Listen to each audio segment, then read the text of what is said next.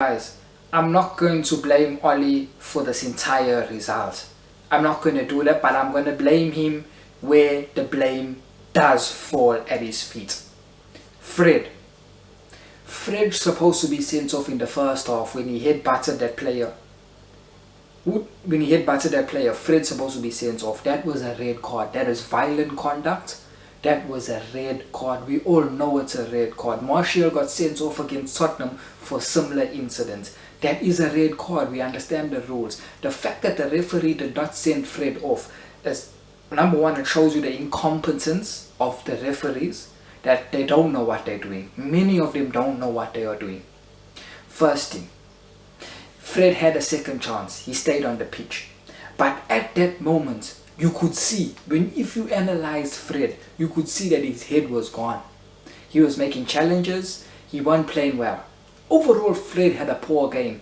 Apart from that incident, the headbutting incident. Footballing wise, Fred had a poor game. He had a poor game. So the referee gave him a second chance when he's not even supposed to have a second chance. He was supposed to get a red, but the ref gave him a second chance. At that very moment, Ole Gunnar should have let maybe 5-10 minutes go on and taken Fred off when he saw Fred's head was gone. We all saw that. If you watch Fred, you saw after that incident his head was gone. And if you understand the player Fred, you understand that Fred plays on the edge. Fred can't keep himself back from putting his foot in the tackle. He doesn't play like that. He plays on the edge. He plays 120 miles per hour. Everything is fast. Everything has to happen now. He has to make a tackle now. He has to put his leg in that challenge right now. That's how he is. So when you understand the player Fred and you understand the position that he's playing CDM. It is suicidal for you to keep a CDM on the pitch when he's on a yellow card and he's supposed to be sent off. It is suicidal. Understand his position. Understand his position. That he's playing CDM. Understand who he's playing against. He's playing against Neymar and Mbappe, two of the best players in the world, two of the most skillful players in the world. He's playing against these players that can draw him out for fouls. But he stayed on the pitch. Oli did not take him off. We went to half time. Even the commentators said Fred cannot come back on in the second half. He cannot. He had a second chance. Manchester United are lucky that they are not 10 men down. Fred cannot come out that tunnel in the second half. What did Ole Gunnar Solskjaer do? He did not make a substitution. He let Fred come out. Inevitably, Fred got sent off. And it was always going to happen. Because at that moment, you must understand, the referee made a bad decision. The referee went into half time. His assistant referees were telling him, you know what, you're supposed to send Fred off. He went to a monitor and reviewed the decision and saw for himself, you know what, I'm supposed to send Fred off. So he comes out in the second half, knowing that he made a mistake, that Fred needed to go off, and he needs to now rectify that. So he's waiting for Fred to make the slightest challenge, and he will send Fred off. Ollie's supposed to understand all of this, understand the player, understand the situation, understand the player, understand his position that he's playing, and make the substitution. Bring on Donny van der Beek, bring on Matic, bring on Pogba, bring on anyone, but Fred should have never came out the tunnel. The fact that Fred came out the tunnel is down to Ole Gunnar Solskjaer. He makes the decisions.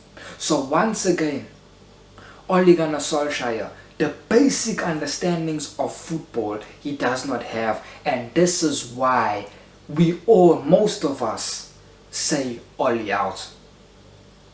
This is why we are Ole out. And I'm chief of Ole out. It's because of decisions like today. Basic understanding. You and me sitting at home, we never study football. We don't have our coaching badges. We never play professional football. But we understand what needed to be done. It was not done. This manager does it time and time again. The blame for Fred's red card is down to Ole Gunnar Solskjaer. Guess what? I watched BT Sports, Rio Ferdinand Paul Scholes. I watched the analysis of the game. They did not bring up Ollie's name, not once. Not once. Is that a surprise to me? No. Because for 2 years that Ollie's been at the job, for 2 years, Gary Neville, Paul Scholes, Rio Ferdinand have not once criticized Ollie. Not once did they say Ole Gunnar Solskjaer made a wrong decision. He should have never made that decision. Not once in 2 years. So that tells me for 2 years Ollie's been the best manager in the world. That's what it tells me, because these are the same people that are criticizing Mourinho, criticizing Pep Guardiola, criticizing Jurgen Klopp, but Ollie is supposedly better than these managers. So guys, you cannot listen to these guys in terms of taking in what they say. You cannot take anything what they say in because they all have an agenda for Ollie. They're not against Ollie, they are for Ollie. They are his friend, they are biased. So they're not going to give you the truth. You're going to get the truth on platforms like this, where I'm going to give you the cold, hardcore truth and tell you Ollie is one of the worst managers in Europe. He's one of the worst managers in Europe. There's a reason why when he was at Molden, no one wanted him. There's a reason why he relegated a Premier League club. He's one of the worst managers in Europe, and he shows us time and time again in games like this, where he's supposed to take Fred off. So that's the Fred situation put one side. That Ollie is solely to blame for that situation. We could have finished the game off with 11 men had Ollie taken Fred off. That's the Fred situation out. Ollie's to blame. With regards to the results, I won't put it full at Ollie's feet. The result, us losing 3-1 to PSG, is down to Man United missing big chances. We've got small players that when they step onto the big stage, they cannot do anything. We saw it in Sevilla when we played Sevilla in the Europa League semi-final. They couldn't do it. They choked because they're small players.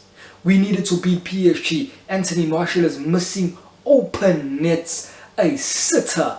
Anthony Martial is missing a sitter. The Cavani chance, guys, it was an easy chance.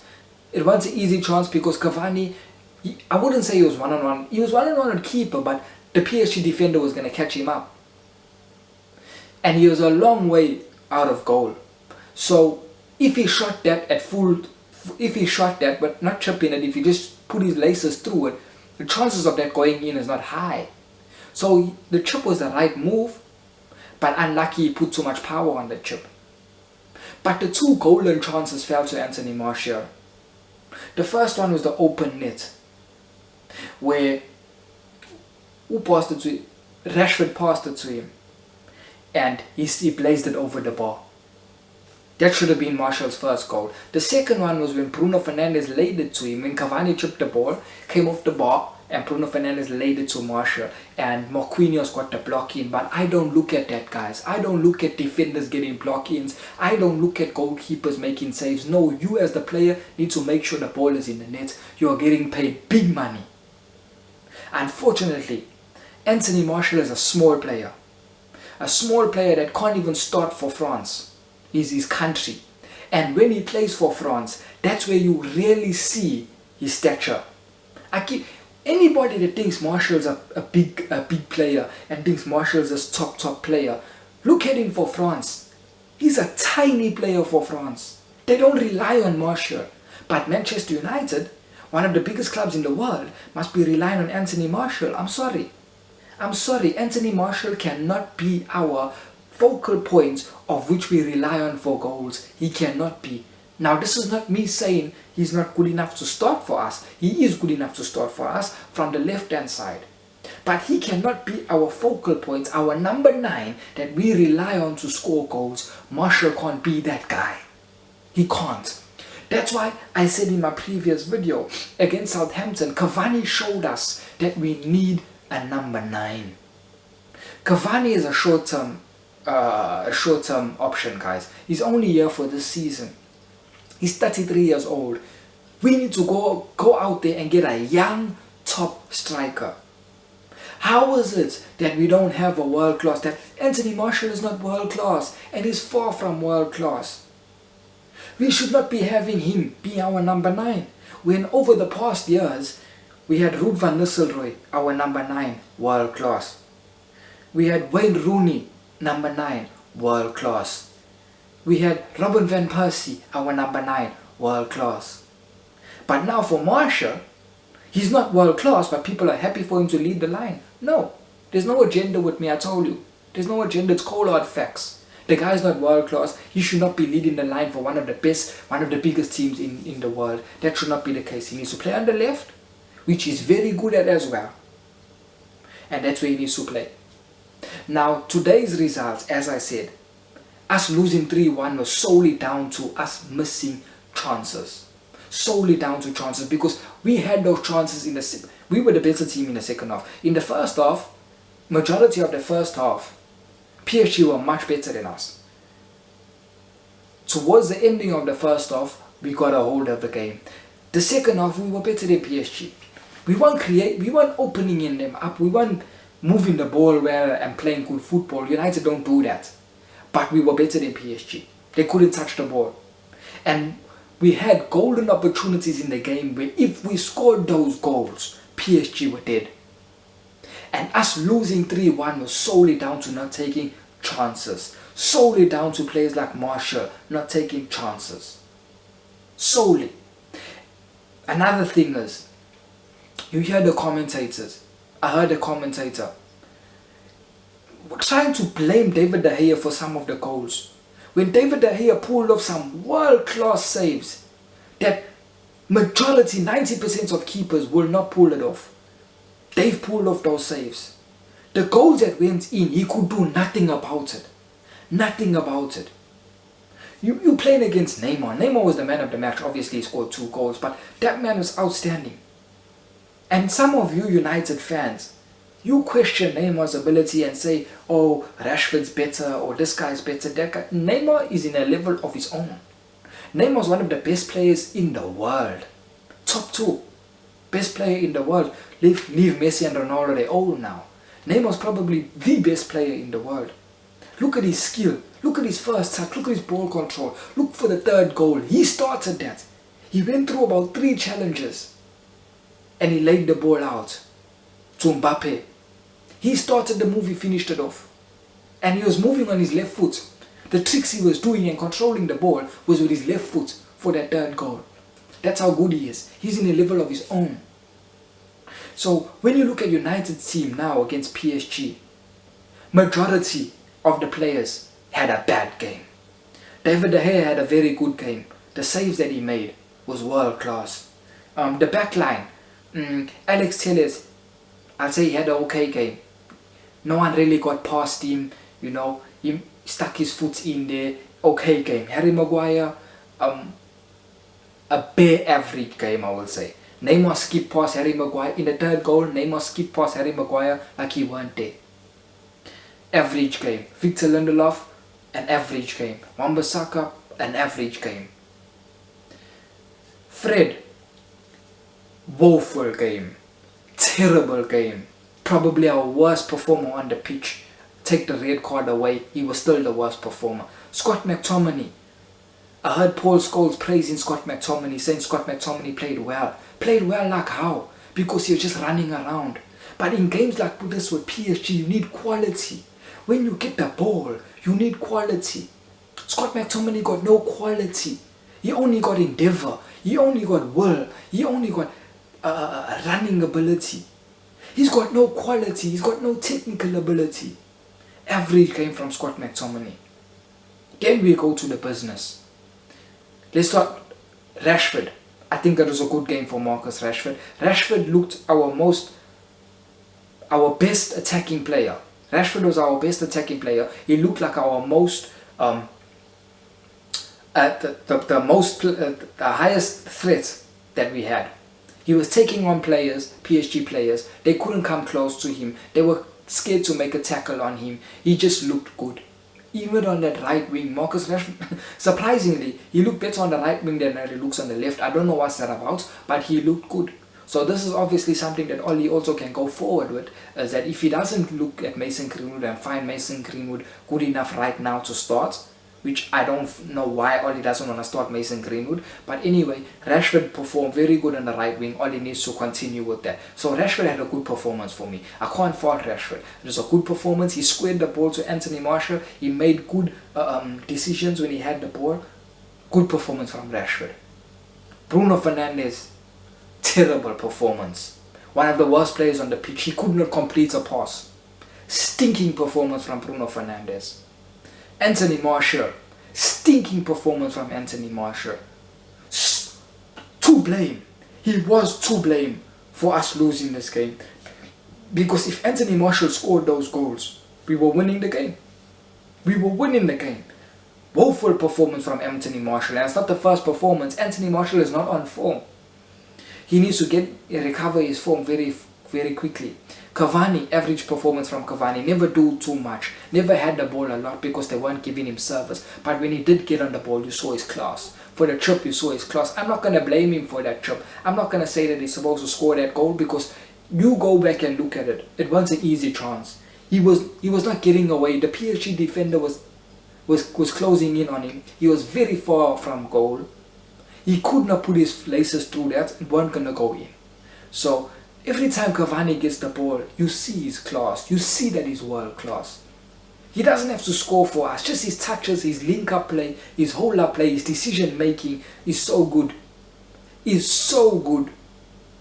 So I would say it was an average performance from Cavani, just for the simple fact that he did not get much opportunities. He did not get much of the ball. But when he did get the ball, he showed his class, that he is world class. And then Oli made some substitutions which they came on so late. Why did Oli wait so late, 60 something minutes to make a substitution? Why? It has to take Fred getting a red card, then Oli started bringing the changes, only making changes when we're losing the game. So, you know, Paul Scholes and Rio Ferdinand were saying it was a good performance. I beg to differ. It wasn't a good performance. It is an average performance. It is an average performance, an inconsistent performance. In the 90 minutes, we were inconsistent. So now what this does to us, guys, is that it leaves us having to go to Germany, to Leipzig, and we have to beat them. We have... Sorry. We have to avoid defeat. We can draw that game and we will still go through. But we have to avoid defeat. And it's not going to be easy because when we played Leipzig and we beat them 5-0 or whatever, they were unfit. They were unfit. They were not ready for that game. Now they are ready for this game. And their survival in this competition matters on the result they get with us. So they are coming to kill us. They are coming for the win. If we lose that game, we are out. We are out. And we are playing Europa if we lose that game. So it's all or nothing. Where we had the opportunity to comfortably comfortably go through to the next round, it has to go down to the last game. That's Manchester United. That's how inconsistent we are. So you know what, guys? I'm angry. I'm upset. I'm angry. Let's see what happens on the weekend. Let's see the results against the weekend. That's it, guys. I'll see you.